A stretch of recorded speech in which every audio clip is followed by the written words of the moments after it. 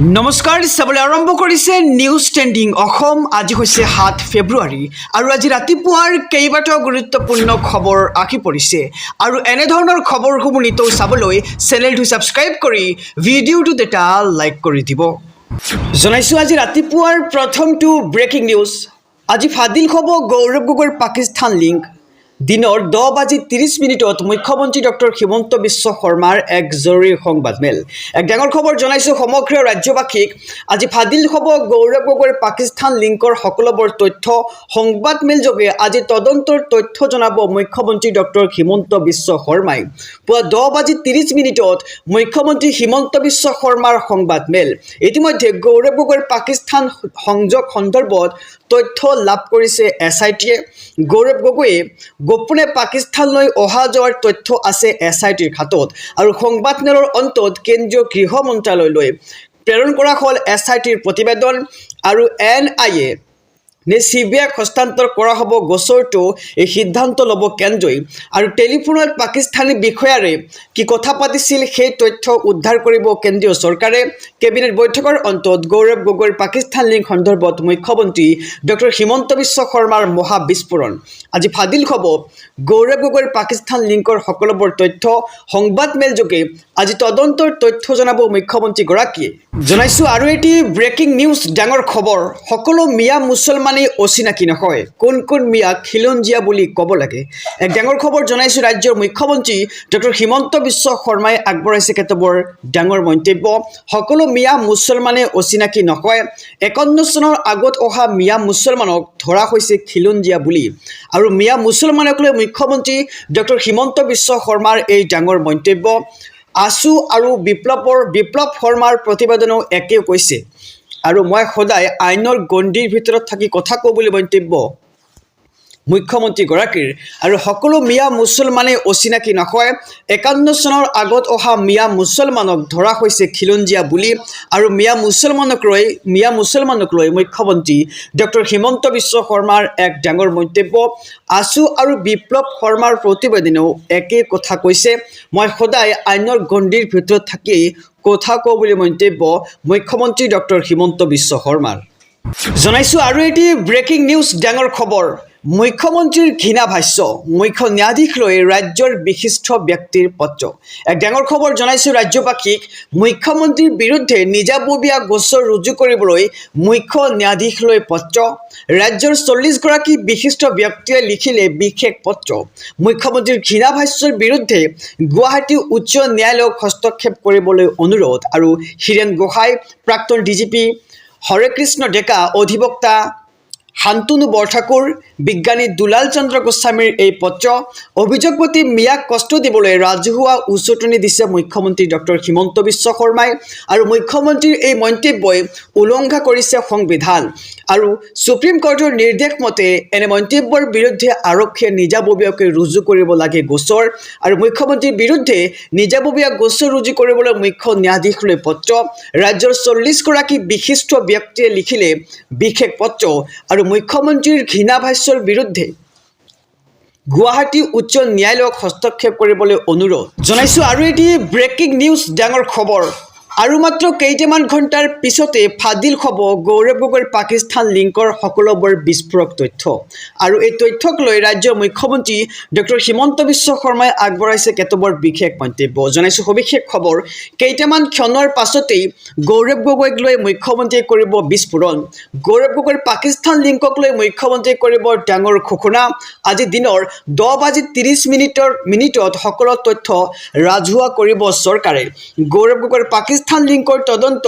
দেশৰ গৃহ মন্ত্ৰালয়লৈ কৰা হ'ব হস্তান্তৰ কেন্দ্ৰীয় চৰকাৰৰ সংস্থাই কৰিব পৰৱৰ্তী তদন্ত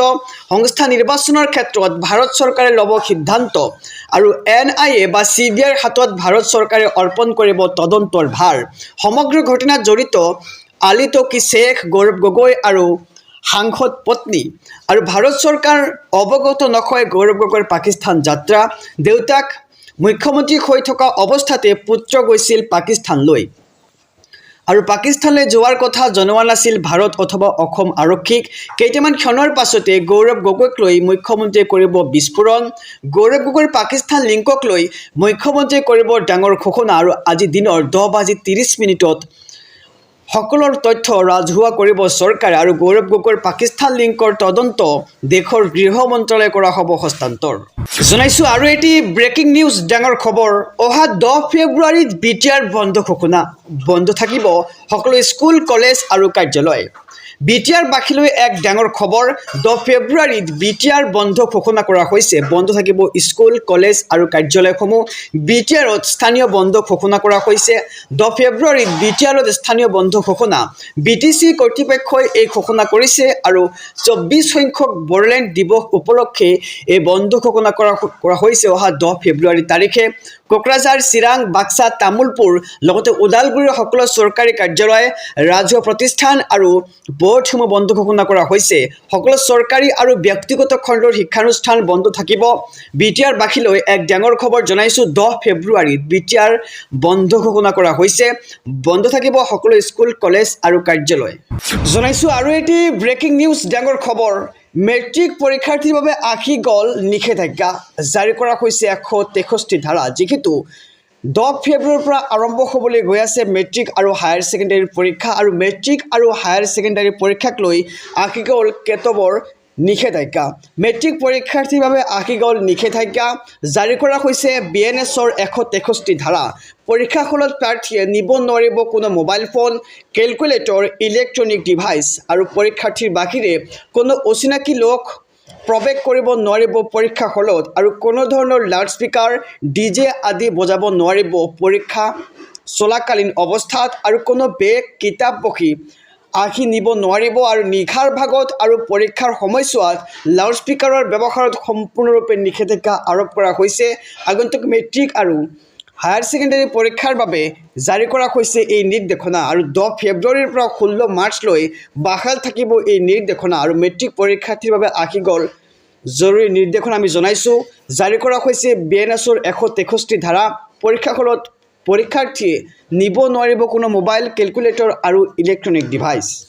অসমৰ মিয়াৰ সমৰ্থনত এইবাৰ আছাদুদ্দিন ওৱেইচি মুখ্যমন্ত্ৰীক উভতি ধৰিলে ওৱেইচিয়ে এক ডাঙৰ খবৰ জনাইছো সমগ্ৰ ৰাজ্যবাসীক মিয়াক কষ্ট দিবলৈ কোৱা মুখ্যমন্ত্ৰীক উভতি ধৰিলে ওৱেইচিয়ে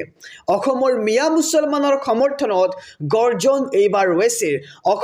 অসমৰ পৰা কলৈকো নাযায় মিয়া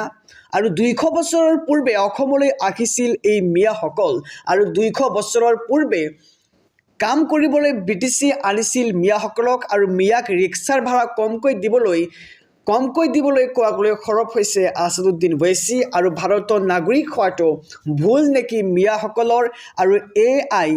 এমআইএমৰ মুৰব্বী আছাদুদ্দিন ওৱেইচিয়ে মাত মাতিলে এইবাৰ মিয়াৰ হৈ মিয়াক কষ্ট দিবলৈ কোৱা মুখ্যমন্ত্ৰীক উভতি ধৰিলে ওৱেইচিয়ে অসমৰ মিয়া মুছলমানৰ সমৰ্থনত গৰ্জন এইবাৰ আছাদুদ্দিন ওৱেইচি মিয়াক কষ্ট দিবলৈ কোৱা মুখ্যমন্ত্ৰীক উভতি ধৰিলে ওৱেইচিয়ে আৰু অসমৰ মিয়া মুছলমানৰ সমৰ্থনত এইবাৰ গৰ্জন ওৱেইচি অসমৰ পৰা কলৈকো নাযায় মিয়াসকল আৰু 200 বছৰৰ পূৰ্বেই অসমলৈ আহিছিল মিয়াসকল আৰু 200 বছৰ পূৰ্বে কাম কৰিবলৈ বিটিসি আনিছিল মিয়াসকলক